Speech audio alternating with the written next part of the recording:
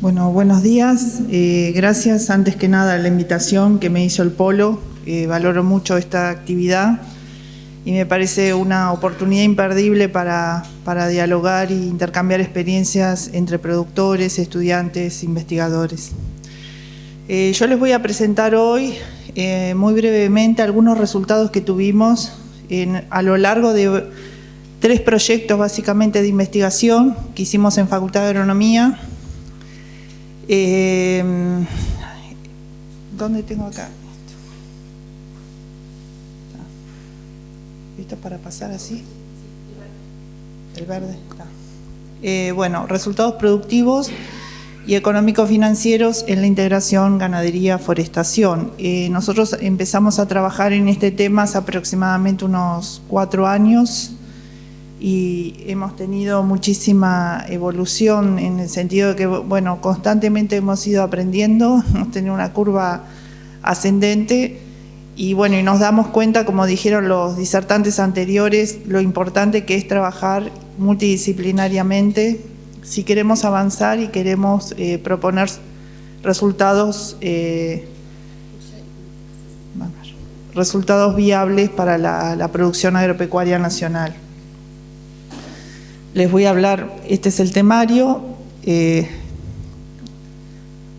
Bueno, acá Jan nos explicó muy bien lo que eran los sistemas silvopastoriles, no voy a abundar, simplemente esto que hemos ido también sacando como conclusión de nuestros proyectos que han trabajado otros investigadores como la ingeniera Munca, la mejora en el confort y bienestar. Y esto básicamente se traduce en un aumento, en general esperamos un aumento productivo del ganado, una mejora de porcentaje señalada, que son evidencias empíricas que no las hemos medido, pero las hemos constatado, y evidencia la mejora corporal como algo muy general. Yo les voy a hablar más bien de la parte de los números. Entonces, haciendo una revisión de estos sistemas, hay un trabajo muy interesante que hace el ingeniero Lacorte en Misiones con un grupo de investigadores. Ellos evalúan muchos sistemas a lo largo de varios años y una de las conclusiones que hace el ingeniero Lacorte dice que la actividad forestal es más rentable que la actividad combinada.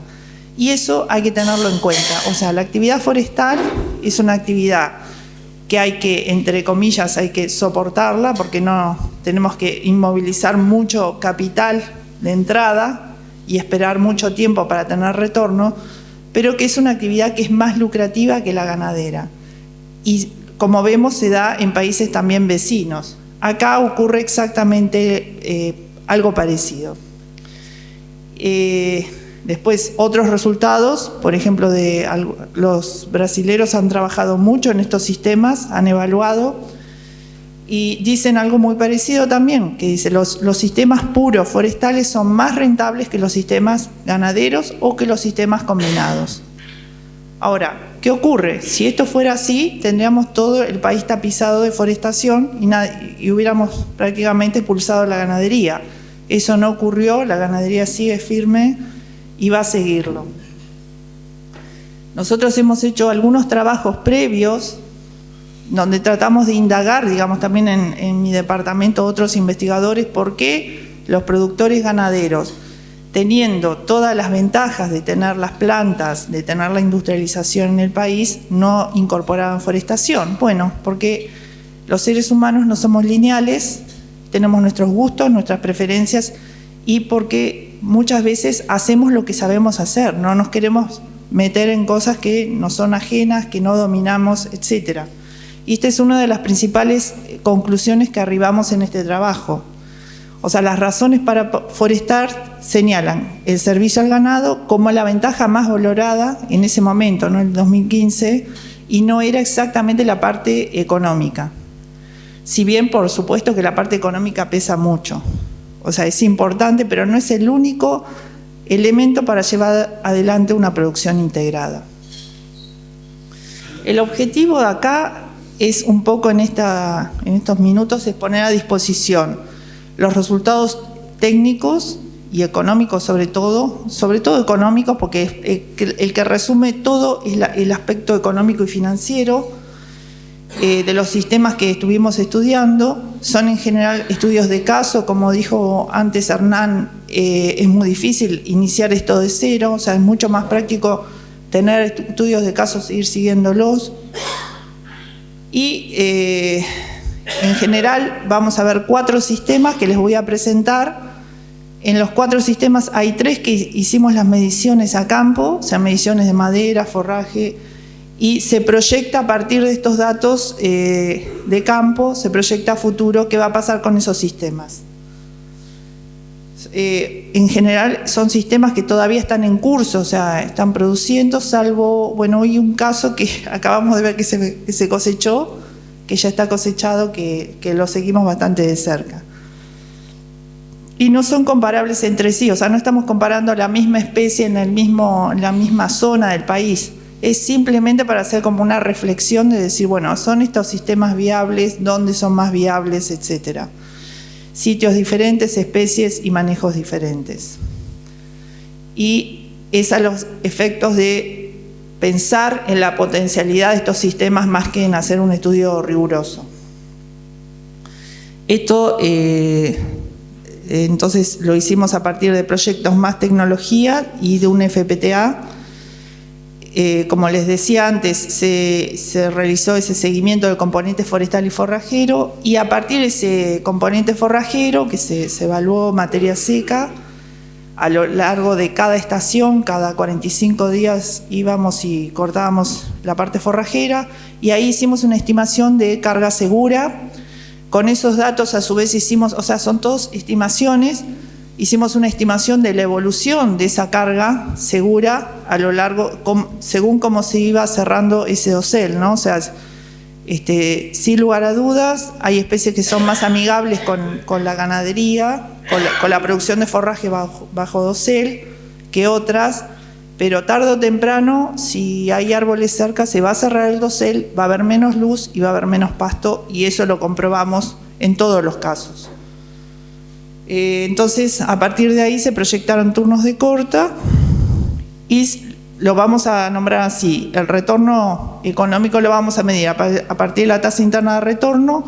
Una cosa que llamamos margen bruto, dice forestal, pero es margen bruto conjunto, en realidad, ganadero y forestal, porque hay una renta ganadera bajo dosel y hay una renta forestal, o sea, se hace a través de una anualización de todos esos ingresos a lo largo de todo el turno. Y una estructura también les voy a presentar de costos de producción.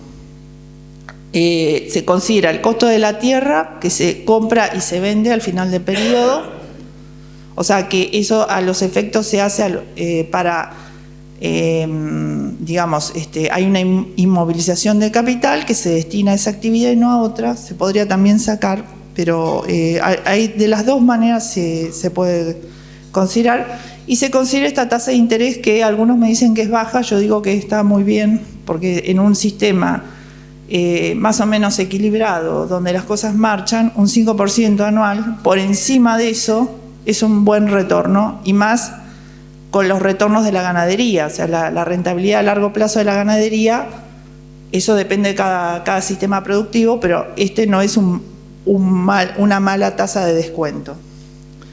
Estos son los casos. Un sistema es Eucalyptus grandis, este está en proceso, tiene filas dobles, y lo voy a denominar así: esta es la distancia entre las hileras, esta es la distancia entre los árboles y esta es la distancia del callejón. La densidad inicial es esta, 250, y se proyecta una densidad final de 150, 16 años, un raleo nada más a pérdida para llegar a los 150 y 4 podas, o sea, es bien con destino madera de calidad, madera de sólida. Este es el esquema, ¿tá? Distancia entre hileras, entre plantas y callejón. El segundo sistema es el 2 también es grandis, en filas dobles, 3×2 más 18, o sea, acá hay 3, 2 y 18. Arranca con una densidad mayor y termina con una densidad un poco más alta que la anterior. Obviamente estamos hablando de diferentes zonas de aptitud forestal, diferentes suelos, y el turno es también parecido, es un poco más largo, pero los rendimientos son menores, ¿no? Tiene 2 raleos, uno a pérdida y otro comercial, y 2 podas. El tercer sistema es un caso típico de forestación densa. Acá no hay producción forrajera, realmente no hay nada abajo, es muy poco lo que hay. O sea, puede dar un servicio a la ganadería de confort animal, pero no da la parte de producción forrajera. 3,5 por 2,14 es muy, muy denso y un turno de 10 años. Y finalmente el Globulus, que es un esquema que se ha usado mucho en el sureste y ha dado muy buenos resultados. Lamentablemente el Globulus tiene problemas sanitarios y es una pena porque es una especie muy buena para dejar pasar la luz, y hasta el final del periodo hubo merma, hasta antes que se cosechara hubo merma de la producción forrajera, pero había forraje. Y bueno, según el productor nos dice, nunca bajé la carga ganadera en mi campo. O sea, siempre, y lo que nos dicen los productores, esto me da cintura, mucha cintura para la ganadería, que es muy importante. ¿Qué cosas podemos sacar del árbol? Primero es el producto más valioso. Yo le puse más de 30, algunos para sólido están cortando más de 20, pero es el 80% capaz del valor del árbol está en esta primera. Después puede ser una segunda, si me da el turno de más de 25, podada o no podada, eso va a variar el precio. Y una tercera, esto quiere decir diámetro en la punta fina, o sea, cuánto tengo que tener para que entre a la industria de mínimo para que sea aceptado. Entonces, por ejemplo, en la especie, por ejemplo, el Grandis, el valor diferencial lo voy a obtener de acuerdo al manejo silvicultural. O sea, si tengo que hacer poda, raleo, o sea, tengo que hacer inversión en el medio. Pero eso me permite obtener trozas de más valor. Y los raleos comerciales o no, que nos brindan ingresos, a veces tengo que hacer raleos no comerciales, o sea, pérdida. Y este es el producto obviamente más valorado. Y la coyuntura, que esto es importante entenderlo, puede hacer variar de manera relativa el precio de los productos, porque hoy estamos en una expansión de la demanda de madera para celulosa. Entonces, hoy la madera para celulosa vale bastante. No sabemos si esto va a ser así dentro de unos años, pero la madera sólida en ciertas condiciones de mercado tendría que valer también, tendría que tener un precio diferencial por encima de la madera para pulpa. El primer resultado es ¿no? O sea, los sistemas, obviamente, el sistema 1, y obviamente estamos hablando de turnos diferentes, ¿no? Que eran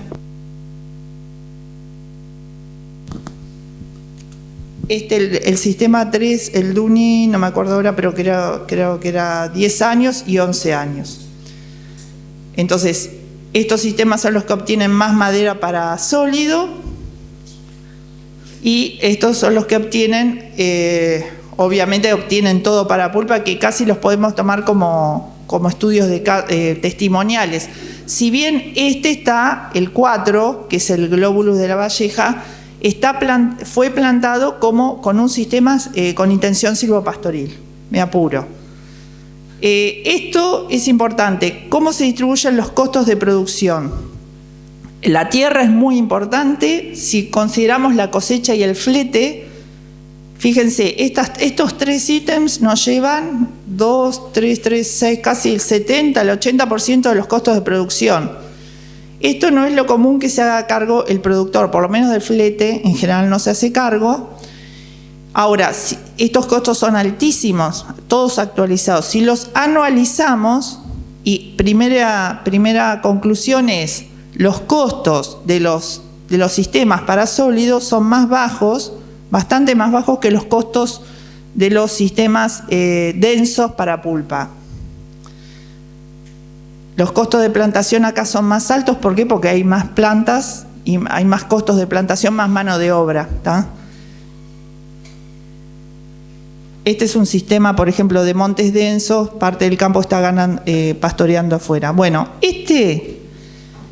si solamente tomamos en cuenta los costos internos actualizados, fíjense esto, el manejo del sistema 1 y 2 para sólido tiene un componente importante y muy bajo, obviamente, los sistemas con obtención de pulpa. Acá, todo lo que es plantación, manejo, administración, todo lo que es pre-cosecha, que hay que hacer caminos, a veces hay que hacer inventarios, o sea, exige un asesoramiento técnico que nos ayuden a vender mejor nuestro producto.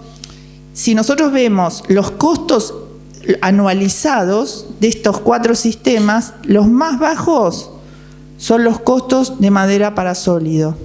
O sea, algo que parece que va a ser muy, muy oneroso, pero en realidad termina siendo más barato, digamos, por decirlo de alguna manera. Y vamos a ver, bueno, esto es cómo se distribuyen simplemente entre 2 sistemas, un glóbulos para pulpa, bueno, casi todo es la plantación, y acá está más repartido entre plantación y manejo.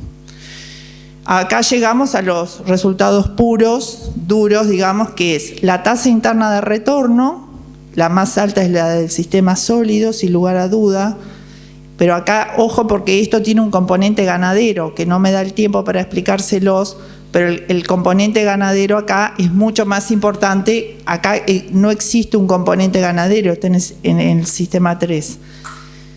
Y un margen bruto anualizado, que bueno, es bastante más alto de lo que se maneja comúnmente en la ganadería, ¿no? Esto sería lo que yo obtendría anualizado de margen bruto. El componente que aporta la ganadería en los sistemas para sólidos es mucho más alto, aunque también realmente nos dio muy buenos resultados. El sistema 4, el glóbulos en silvo. Y bueno, las conclusiones son estas, que primero que los sistemas son viables económicamente, buen resultado. Los de sólidos son los que menos demandan en costos de plantación, o sea, tengo que hacer una erogación más extendida en el tiempo y es menos erogación. Después están más distribuidos a lo largo del ciclo y requieren sí mayor asesoramiento profesional. O sea, para un productor realmente iniciar esto solo creo que no es bueno. O sea, el consejo es busquen asesoramiento de los profesionales que saben. Y los sistemas más densos, por ejemplo el Duni, que es más denso en follaje y más denso en plantación, no permiten realmente la integración. Si bien se están practicando, creo que ya lo presentó en uno de los estudios de caso, con menos densidad y para pulpa, menos denso y que permiten más integración. Y el 4, que es el glóbulos, que hay desgraciadamente limitantes por temas sanitarios, porque tiene excelentes aptitudes para celulosa. Esto nada más ad hoc sería la pendiente, esto es el diseño es muy importante, el tema pendiente hay que priorizarlo para controlar la erosión frente al otro, el otro, porque ¿qué hago? ¿Freno el viento, dejo entrar más luz o no? Primero es erosión y después viene lo demás, es lo que hay que priorizar, la orientación, la parte climática, las especies forestales, que tiene que ver con la densidad de follaje y pasaje de luz. Entonces, esto es una síntesis, digamos, de un montón de experiencias y básicamente tenemos en el equipo que seguir monitoreando estos casos y si hay raleos, bueno, o sea, hay un montón de aspectos que se podrían seguir abriendo para... Cada zona es diferente, hay que avanzar en sistemas y consolidarlos y difundir estas buenas prácticas. Esto es el equipo de gente de facultad. Quiere nada más ponerles a disposición estos resultados del FPTA y este manual de recomendaciones. Todavía no se sabe si se va a llamar recomendaciones o cómo, pero que va a salir ahora en estos días y que trata de ayudar a los productores ganaderos a que piensen en qué cosas hay que pensar para integrar estos sistemas. Muchas gracias.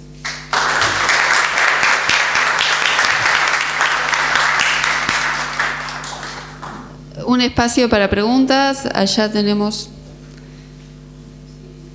a Gamarra. Soy veterinario jubilado, productor rural.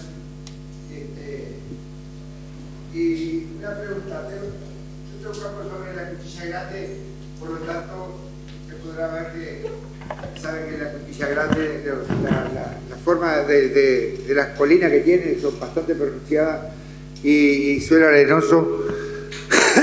Esto es justamente una zona de mucho suelo arenoso. Lo que me preocupa es esto, si ponemos teniendo en cuenta la topografía, si se prioriza la entrada del sol o vamos a priorizar la preservación para la erosión, ahí vamos a ir una vez en desmedro de la entrada del sol, si ponemos atravesado este-oeste, dependiendo de las colinas. ¿Hay algún estudio de eso o hay alguna posibilidad de evaluar ese tipo de cosas? Bueno, nosotros, no, ese es un estudio que sería sumamente importante. Yo como agrónoma simplemente digo, bueno, lo primero a preservar es el suelo, pero sí lo que sí hay experiencia ya en el país que algunos productores han hecho con diferentes orientaciones y bueno, las orientaciones que mejor se adaptarían, capaz que es mejor que hable la gente que está más en la parte de agrometeorología, pero las orientaciones que más dejan pasar la luz serían norte-sur, ¿no? Y esa es la experiencia. Lo que pasa que, ¿qué tenés que priorizar? Bueno, siempre me parece que es mejor la preservación de la erosión. Esa es digamos, en mi humilde opinión, que no soy especialista en eso es lo que yo diría. Y después el asesoramiento técnico creo que es fundamental, porque por ahí el técnico puede encontrarle la vuelta a cómo hacer las dos cosas a la vez. Bien, ¿alguna otra pregunta? Si no hay más preguntas, agradecemos a Adriana. Entregamos un...